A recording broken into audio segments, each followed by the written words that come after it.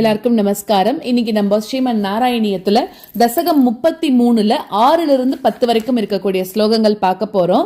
ஏற்கனவே நம்ம 5 ஸ்லோகங்கள் பார்த்தோம். 5வது ஸ்லோகத்துல என்ன ஆச்சு அப்படின்னாக்க துர்வாசர் வரல. சோ அதனால அம்பரீஷன் தீர்த்த பிரசாதத்தை மட்டும் ஸ்வீகரிச்சா. அதனால இவருக்கு ரொம்ப கோபம் என்ன பண்ணார் அப்படின்னாக்க கிருத்தியை அப்படின்னு சொல்லக்கூடிய ஒரு பூதத்தை ஏவி விட்டான். துர்வாச முனிவர் ஏவி விட்டார் அப்படிங்கிற வரைக்கும் 5வது ஸ்லோகத்துல பார்த்தோம் இல்லையா.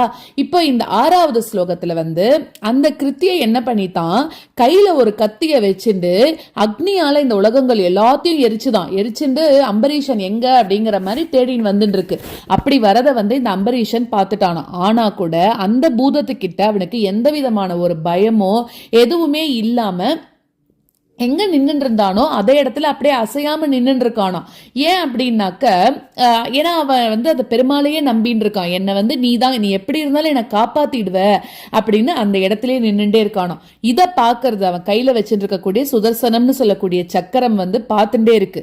அப்போ அது என்ன பண்றதுன்னா, உன்னோட பக்தன் அவனை துன்புறுத்தின அந்த கிருத்தியை அப்படின்னு சொல்லக்கூடிய அந்த ஒரு பூதத்தை என்ன பண்றதான், விட்டில் பூச்சியை அழிக்கிற மாதிரி இந்த சுதர்சன சக்கரம் அவனை அழிக்கணும் அப்படின்னு ஆரம்பிச்சுதான். சோ அந்த துர்வாச முனிவரை என்ன பண்றது, பின்தொடர்ந்துட்டே போறதான். நீ ஒரு பக்தனை நீ துன்புறுத்துறியா அப்படின்னு சொல்லிட்டு, ஏன்னா நம்ம முன்னாடியே படிச்சோம், பெருமாளுக்கு பக்தனை ஒருத்தர் துன்புறுத்துறது பிடிக்காது. சுதர்சன சக்கரத்தை அவர் அந்த சமயத்துல பிரயோகப்படுத்துவார்னு பார்த்திருக்கோம். சோ இப்ப இந்த அம்பரீஷன்கிறவன் பெருமாளோட தீவிர பக்தன், அவனையே நீ துன்புறுத்துறியா அப்படின்ட்டு அந்த துர்வாச முனிவருக்கு பின்னாடியே இந்த சுதர்சன சக்கரம் அவரை துரத்திண்டே போறதான். அந்த முனிவர் என்ன பண்றாருன்னா, பயத்தினால எல்லா உலகத்துக்கும் ஓடுறாராம் தன்னை பாதுகாத்துக்கணும் அப்படின்னு. எல்லா இடத்துலயும் கூட உன்னோட சுதர்சன சக்கரம் விடாம துரத்திண்டே வருதான். பிரம்மா கிட்ட போறார், அதுக்கப்புறம் சிவன் கிட்ட போறார். யாருமே ஐயோ சுதர்சன சக்கரம் வருது, நாங்க உன்னை காப்பாற்ற முடியாது, நீ நேர பெருமாள் கிட்டேயே போ அப்படின்னு விட்டுட்டாலாம். அப்போ கடைசியில இவர் என்ன பண்றார், உன்கிட்ட வரார். எங்க வரார், நீ இருக்கக்கூடிய உன்னோட இடமான வைகுண்டத்துக்கு உன்னை வணங்குறாராம். நீ அவரை பார்த்து என்ன சொல்றன்னா, உனக்கு நன்னா தெரியும் தானே, நீ ஒரு பெரிய முனிவர், நான் பக்தனுக்கு அடிமைங்கிறது உனக்கு நன்னாவே தெரியும். சோ எப்பவுமே ஒருத்தனுக்கு பணிவு அப்படிங்கிறது எப்பவுமே இருக்கணும் அப்படின்னு சொல்றார். அந்த பணிவு இல்லைன்னா இதே போலலாம் தான் நடக்கும் அப்படின்னு சொல்லிட்டு, நீ பண்ண தப்பு நீ எனக்கு பண்ணல, நீ என்னோட பக்தனுக்கு பண்ணிருக்க, அதனால உன்னை என்னால கூட மன்னிக்க முடியாது அப்படின்னு சொல்லிட்டாராம். பக்தனை நீ அவமரியாதை பண்ணிருக்க, அதனால நான் உனக்கு மன்னிப்பு கொடுக்கக்கூடிய இடத்துல நானும் இல்லை. நீ என்ன பண்ணு, உடனே போய் அம்பரீஷனோட பாதங்கள்ல விழுந்து வணங்கு, அம்பரீஷனோட பாதத்துல மானசீகமா மன்னிப்பு கேளு அப்படின்னு சொல்லி துர்வாச முனிவரை பெருமாளை அனுப்பிச்சு வச்சிடுறாராம். அடுத்ததாக அந்த முனிவர் என்ன பண்றான்னா, அம்பரீஷனோட திருவடிகளை போய் ஓடி போய் புடிச்சுக்கிறானா. அப்ப அந்த அரசன் என்ன பண்றான்னா, ஐயோ இவள் எவ்வளவு பெரிய முனிவர், எவ்வளவு பெரிய ரிஷிவர், நம்ம காலில் விழறாரே அப்படின்னு சொல்லிட்டு அப்ப பெருமாளோட சக்கராயுதம் அதை துதி பண்ண ஆரம்பிச்சாராம். உடனே அந்த சக்கராயுதம் என்ன பண்றதுன்னா திரும்பி போயிடுத்து. இதே மாதிரி இவரை ஒண்ணும் பண்ணாம அம்பரீஷன் வேண்டினதுனால திரும்பி போயிடுத்தான். அதுக்கப்புறமா துர்வாச முனிவர் அம்பரீஷனுக்கு உன்கிட்ட இருக்கக்கூடிய பக்தியையும், அதுக்கப்புறம் தப்பே பண்ணிருக்கிற எனக்கு அந்த அம்பரீஷன் எப்படி கருணை காட்டியிருக்கான் இதெல்லாம் நினைச்சு புகழ ஆரம்பிச்சுட்டாராம். அதுக்கப்புறமா எல்லா விதமான ஆசிகளையும் துர்வாச முனிவர் அம்பரீஷனுக்கு கொடுக்கிறார். அடுத்தது ஆனா அம்பரீஷ முனிவர் என்ன பண்ணிருக்காருன்னா, இந்த மாதிரி ஒரு தப்பு பண்ணிட்டு போயிட்டானே அப்படின்னு அம்பரீஷனுக்கு கோபம் வரல. இவர் போனதுக்கு அப்புறம் என்னைக்காவது ஒரு நாள் இவர் நம்மள்ட்ட வரணும் அப்படின்னு வெயிட் பண்ணி, எதுக்கு நல்ல விதமா தான் வெயிட் பண்ணிருக்கான். துர்வாச முனிவர் வரணும்னு எதிர்பார்த்து 1 ஆண்டு காலம் ஏன்னா துர்வாசருக்கு நம்ம சாப்பாடு போடாம இப்படி அனுப்பிச்சிட்டோமேன்னு மனசு கவலையிலேயே இருந்தானோ. அதனால அவர் திருப்பி வர வரைக்கும் நான் சாப்பிட மாட்டேன்னு 1 வருஷ காலம் சாப்பிடாமே இருந்திருக்கானோ. இப்ப அவர் வந்த உடனே அவருக்கு மனசுல திருப்தி உண்டாகும்படி அவருக்கும் உணவு கொடுத்து மகிழ்ச்சியோட இப்ப அந்த துர்வாச முனிவரையும் வழி அனுப்பி வைக்கிறானாம். சோ அந்த மாதிரி அதுக்கப்புறமா தான் அம்பரீஷனே சாப்பிட்டிருக்கான் 1 வருஷ காலத்துக்கு அப்புறம். உன்கிட்ட ரொம்ப பக்தியுடையவனாக இன்னும் ஆயிருக்கான் அப்படின்றா. இறுதியில என்ன ஆயிடுதுன்னா, பெருமாளோட சாயுஜ்ய பதவிக்கும் அவனுக்கு கிடைச்சது அப்படிங்கிறான். சோ அந்த மாதிரி குருவாயூருக்கு தலைவனாக இருக்கக்கூடிய நீ என்னையும் காக்கணும் அப்படின்னு சொல்லி இந்த தசகத்தை பூர்த்தி பண்ற ஸ்லோகங்களை பார்க்கலாம். கிருத்யாம் ச தாமசிதராம் புவனம் தஹந்தீம் அக்ரேபி வீக்ஷ்ய நிருபதிர்ன பதாச்ச கம்பே த்வத்பக்த பாதம் அபிவீக்ஷ்ய सुदर्शनं ते कृत्यानलं शलभयन् मुनिमन्वदावीत् कृत्यां च तामसिधरां भुवनं दहन्तीम् अग्रे विवीक्ष्य नृपतिर्न पदा च कम्पे कृत्यां च तामसिधरां भुवनं दहन्तीम् अग्रे विवीक्ष्य नृपतिर्न पदा च कम्पे त्वद्भक्तपादमभिवीक्ष्य सुदर्शनं ते कृत्यानलं शलभयन् मुनिमन्वदावीत् त्वद्भक्तपादमभिवीक्ष्य सुदर्शनं ते कृत्यानलं शलभयन् मुनिमन्वदावीत् कृत्यां च तामसिधरां भुवनं दहन्तीम्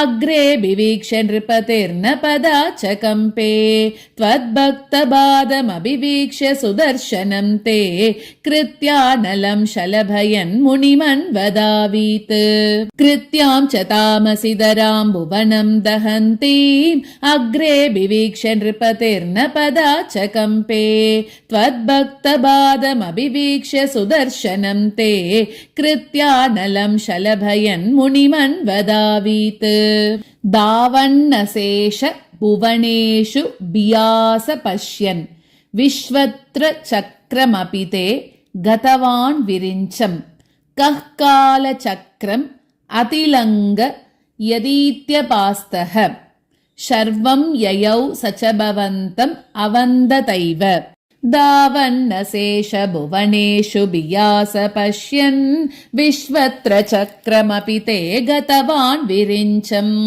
दावन्नशेष भुवनेषु बियास पश्यन् विश्वत्र चक्रमपि ते गतवान् विरिञ्चम् कः कालचक्रमतिलङ्घयतीत्यपास्तः शर्वं ययौ स च भवन्तमवन्दतैव कः कालचक्रमतिलङ्घयतीत्यपास्तः शर्वं ययौ स च भवन्तम् अवन्दतैव दावन्नशेष भुवनेषु बियास पश्यन् विश्वत्र चक्रमपि ते गतवान् विरिञ्चम् कः कालचक्रमतिलङ्घयतीत्यपास्तः शर्वं ययौ स च भवन्तमवन्दतैव दावन्नशेष भुवनेषु बियास पश्यन् विश्वत्र चक्रमपि ते गतवान् विरिञ्चम् कः कालचक्रमतिलङ्घयतीत्यपास्तः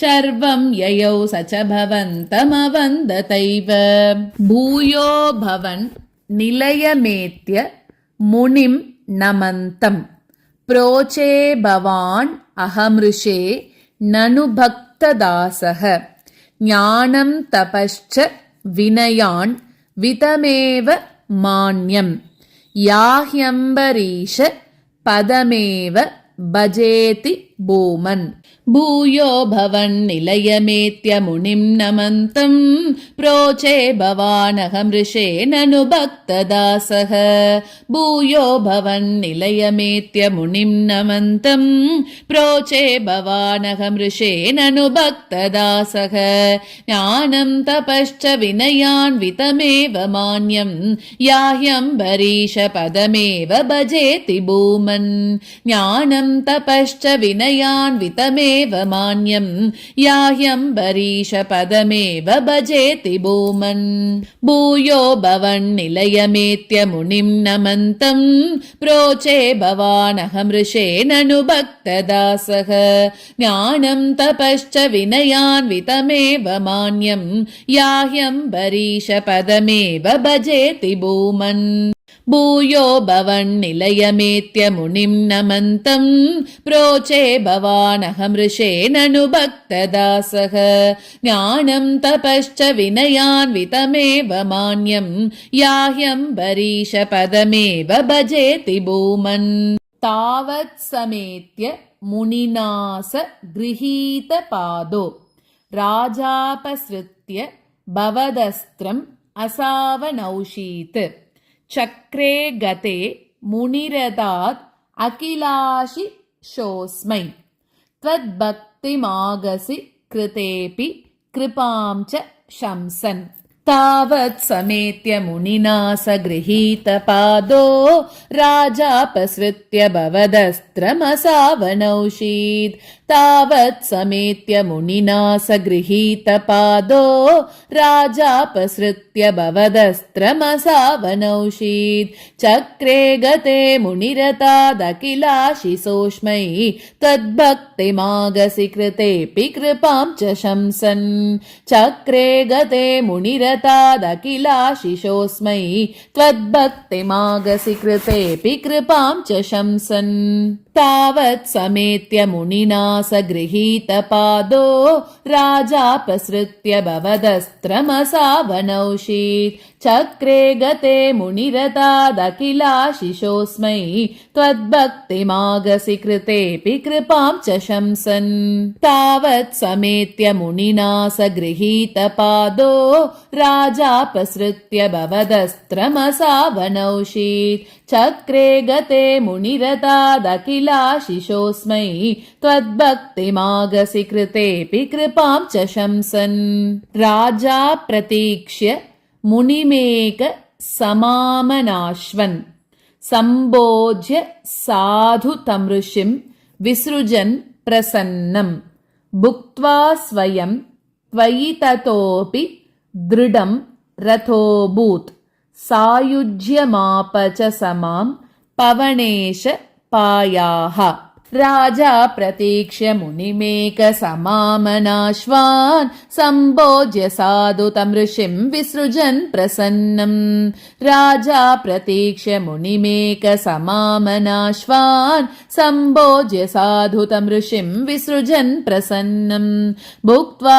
स्वयं त्वयि ततोऽपि दृढं रथोऽभूत् सायुज्यमाप च समां पवनेश पायाः भुक्त्वा स्वयं त्वयि ततोऽपि दृढं रथोऽभूत् सायुज्यमाप च समां पवनेश पायाः राजा प्रतीक्ष्य मुनिमेकसमामनाश्वान् सम्भोज्य साधु तमृषिं विसृजन् प्रसन्नं भुक्त्वा स्वयं त्वयि ततोऽपि दृढं रथोऽभूत् सायुज्यमाप च समां पवनेश पायाः राजा प्रतीक्ष्य मुनिमेकसमामनाश्वान् सम्भोज्य साधु तमृषिं विसृजन् प्रसन्नं भुक्त्वा स्वयं त्वयि ततोऽपि दृढं रथोऽभूत् सायुज्यमाप च समां पवनेश पायाः नारायण अखिल गुरो भगवन्नमस्ते सर्वत्र गोविन्द नाम संकीर्तनं गोविन्द गोविन्द।